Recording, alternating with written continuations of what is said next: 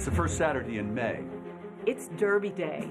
This is a day that the Commonwealth really, really shines. It's the one day where everyone in the world is a Kentuckian. It is so all about Kentucky. There's nothing else like it.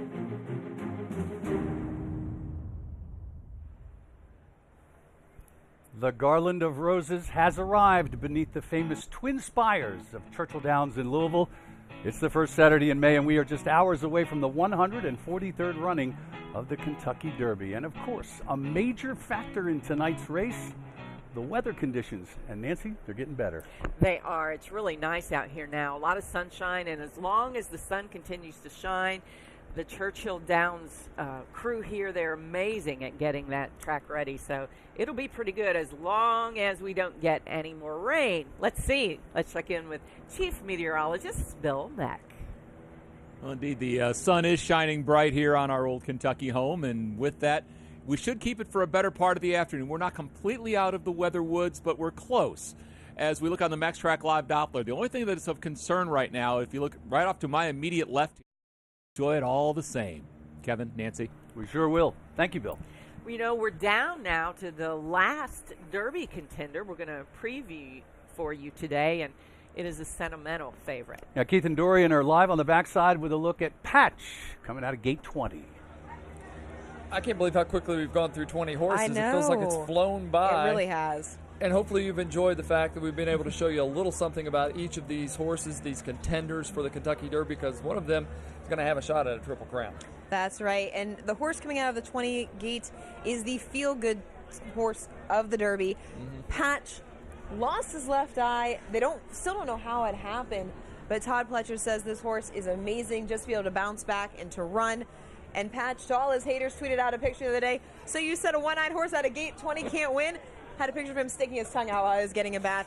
That's the horse that's coming out of gate 20. He's the feel-good story of the Derby. Patch, the one-eyed horse, is trying to become a one-race wonder.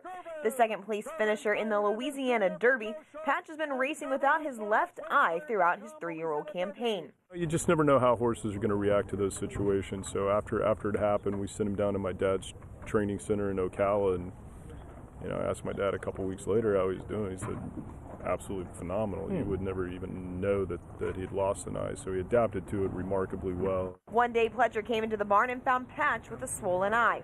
To this day, no one knows what happened. It's an injury so rare, neither trainer nor vet had ever seen it before. I've never seen one like his, that happened that way, and nor had the attending veterinarian. So, it was a really odd case. While Patch might not have the experience of a Derby contender, he does have the pedigree. He's a horse that I think has got plenty of stamina, being a son of Union Rags, who won the Belmont out of an APND mare. I don't think distance will be an issue. It's just, my biggest concern is just his relative lack of experience. But if this colt has taught Pletcher anything, it's to never count him out. So there he is, Patch, even despite coming out of the 20, 14-1. It's pretty good odds for Patch, and of course, the one-eyed horse wins the Kentucky Derby. It will be one of the greatest Derby stories ever told, hands down. All right, so that is your contenders for Kentucky Derby 143. We hope that helps you pick out which horse you want to bet on. Angie, Michael, back to you. All right, guys, great job on showing us the field throughout this show today. We've talked about the clothing earlier in the show, but the hats are we know the hats are a big deal as well. It's not just for the men, the women as well. Our own Lee Cruz, Bill Meck, Seth Phillips, all going with a strong hat game today. Yeah, we've seen all sorts of good hats, fascinators, a little bit of everything. And as we said earlier, too, kind of anything goes out here. You'll see a lot of stuff. We caught up with some couples who dressed alike and wanted to match. They looked really good. We also saw some really wild outfits. Yep. So here's some of the best stuff we've seen today.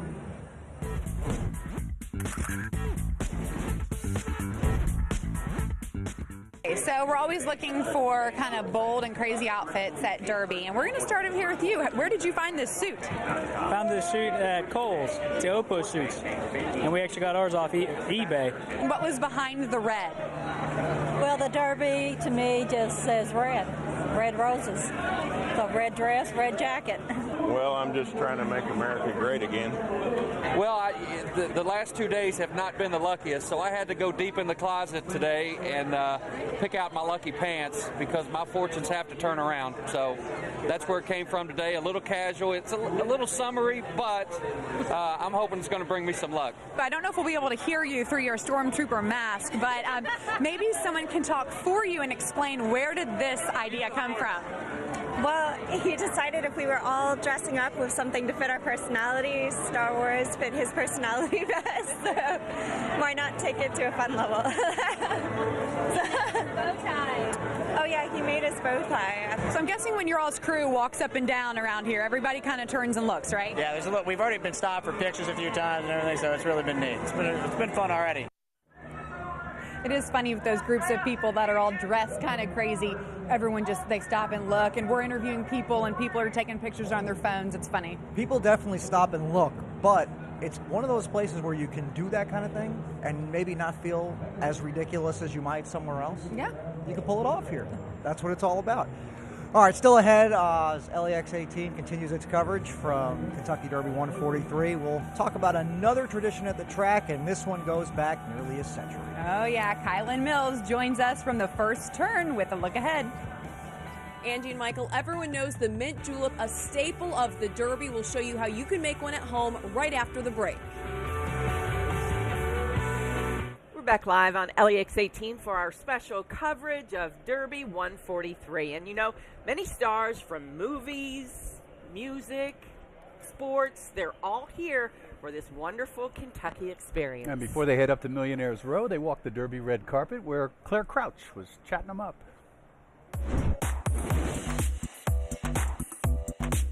The parties went late into the night last night, but that's not stopping all these A-list stars from rolling out on the red carpet and having a great time at Kentucky Derby 143. Everything about the Derby is attractive to me. I mean, we've been coming for 21 years, and first of all, the hospitality from the people of Louisville has always been outstanding. So how have you been getting ready to sing the national anthem? This is a big stage. It is. I don't really get ready for it, just go up and sing it, I guess. Just like the only difference between my doing and everybody else is that I'm, in front of a microphone singing it in front of everybody. But I take such pride in that song in our country that it's a real thrill. Hey, good. How are you? Welcome to the Derby. Pretty good. So excited. The Derby, my horse. We have a horse in the 3, fast and accurate, and kind of log our first win. Yeah, always dreaming. I put out an album called Sleeping Tapes years ago, so I'm into the sleeping thing, and that name kind of spoke to me. And of course, from here, it's all about the races. All of these stars, no matter how successful they've been, just want to win big, like you and me. Back to you. Well, it's not all about the races. There's one Derby tradition here that many people just can't pass up at Churchill Downs. Of course, we're talking about the official drink, the Kentucky Derby, and that is a mint julep. On Oaks and Derby Day, some 120,000 juleps get served here, and today, Kylan Mills is our julep mixologist. Hey, Kylan. Yeah, Kevin and Nancy, I'll take that title right there for you. A little bit of mint, a little bit of bourbon. What could go wrong? Here's what some people trying it for the first time had to say. Thank you. Ready? Yep. Oh, wow. I like it. Good, but yeah, mine's good. Yeah, I like it a lot. You get some, really refreshing. Yes. Okay, what do you think? He took my word. That is. Refreshing, yeah. Do you taste the bourbon at all? Oh, yes, you do. It is sweet, but you strong. do taste the bourbon. Yeah. So it is strong. No, it's not strong, but it's good. Yeah, it's very good. What about for people who are at home watching, weren't able to make it out today? Is there a way to simplify the mint julep? If someone wants to make it at home, what are the main ingredients you have to have? Mint. Fresh mint, has to be fresh mint. We love it from Kentucky because we're from Kentucky. You also have to have bourbon and crushed ice. And a little simple syrup. You can make simple syrup at home, just a little sugar and water. You can add like Earl Grey to it. You can add different flavors to it. That's what makes it unique when you do make it at home. You can make it for yourself. I do want to mention that was the Woodford Reserve tent where they have the $1,000 mint julep cup. So pretty interesting, 18 karat gold. Now I did try one for myself. It was pretty good. You could taste the bourbon a little bit, Kevin and Nancy. I think one was enough for me. Yeah, they sneak but, up on you. Yeah, that's true. I hear that as well. Not that I would know. I'm on the job here. But back to you guys. I told a friend of mine, all you need to do is chew a piece of spearmint gum and then take a shot of bourbon and chew on an ice cube. There you have it. You Just got it. as good. We'll be right back with Steve Butera and Seth Phillips as they wrap up Derby Day in the infield. Welcome back to Churchill Downs as LEX 18's coverage of Kentucky Derby 143 heads for the home stretch now, and people packing themselves in like sardines to the infield. Probably won't see too many horses or too much racing today, but they'll have a good time. You've told me about it. Oh, they will, yes. And meteorologist Seth Phillips and also Steve Butera, they divided and conquered those crowds today. Here's how they fared.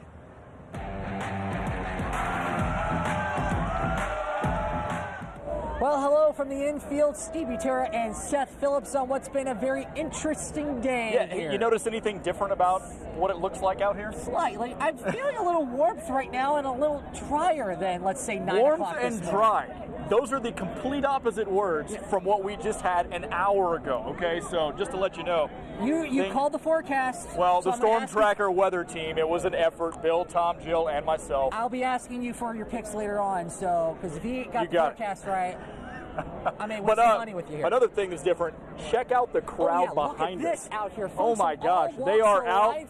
I'm seeing, let's see, we have some folks from Ohio. And they We are saw having some a folks good time. From Louisville. I saw folks all the way out from Minnesota and Seattle, Washington out here. They say they've actually brought the rain here, so you can blame those folks from Seattle who came out here today. Yeah. There. So for Seth Phillips, I'm Steve Butera. We're signing off right now here at the here in the infield. Have a great time if you're heading out here to Louisville for the Derby, and we'll send it back over to you.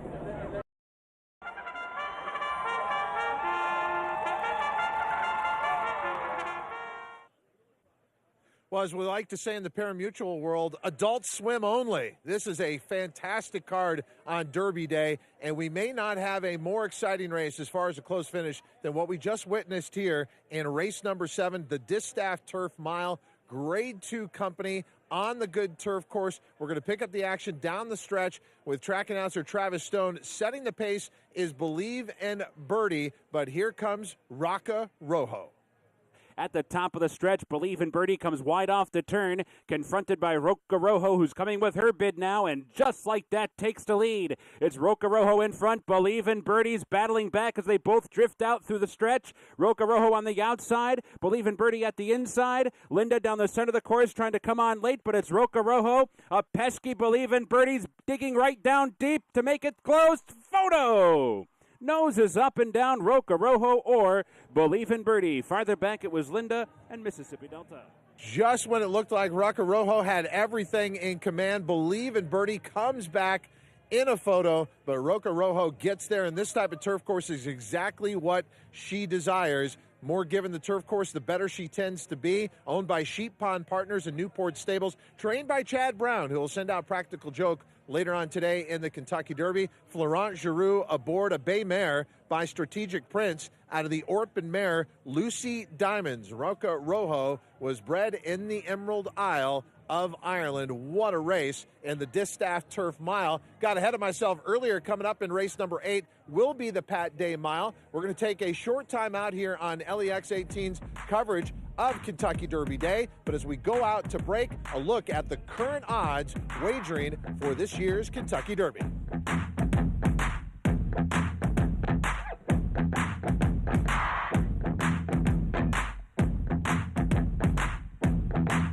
Welcome back. We are in the final furlong of our coverage, and it is time to make our picks. Nancy, who do you like in the Derby? I have 4 horses, and I keep going around and round, but I keep coming back to Always Dreaming. And in a Derby where there's no clear number 1 favorite, I think maybe Todd Pletcher, his experience here, and I just think he may get his second one. Pletcher gets his second one. Okay.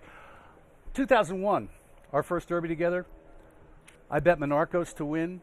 John Oxley owned that horse. John Oxley owns Classic Empire. I'm going old school. I like Classic Empire. Let's go to Michael Burke and Angie Bevan, see who they like. Kevin, I'm with you. I like Classic Empire as well, but for an entirely different reason. A local horse has not won the Kentucky Derby in 10 years, since 2007. So 10 years is a nice even round number to break that schneid. So I am with Kevin. I will go Classic Empire for that reason. I like that. Okay, I'm going Patch, and I'm not just jumping on the bandwagon. We have a blind dog. And so when there was a horse that was vision impaired, I thought I got to root for him. Yep. It's for vision impaired animals everywhere. Now we'll send it over to Dorian and Keith. All right, I'm sticking with my homework. I'm sticking with what I did, and I'm going with Gormley. I'm all in. I hate to go against what Bob told me because he said Irish War Cry was the hot horse. Oh, he's Bob now. He's Bob. We're friends.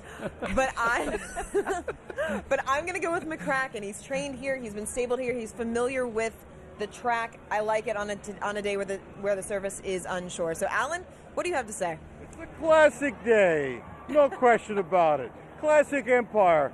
Mark it down. Todd?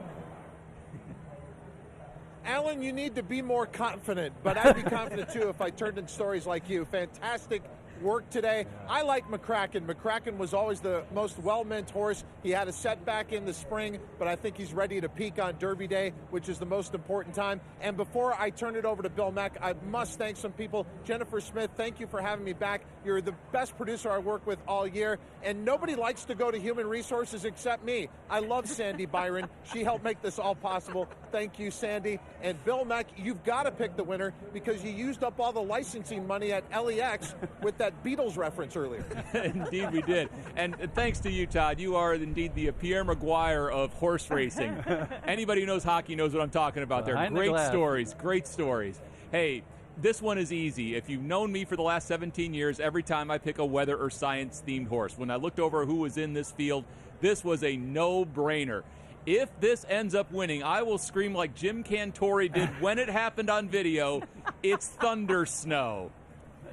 I love it. I agree with you all.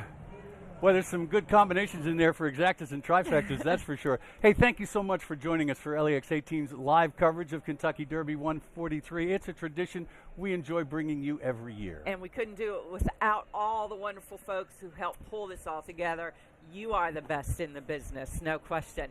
NBC's coverage of the 143rd Kentucky Derby, the Run for the Roses, begins next. Oh, and they're off. Where are y'all from, by the way? You know, sometimes you get the bear, sometimes the bear gets you. I think Tom Brady might be here today, so. Well, of course, the race, you know, that's the big thing. Well, this is a nice little motif that I put together myself. Hey, the hat in there. I gotta get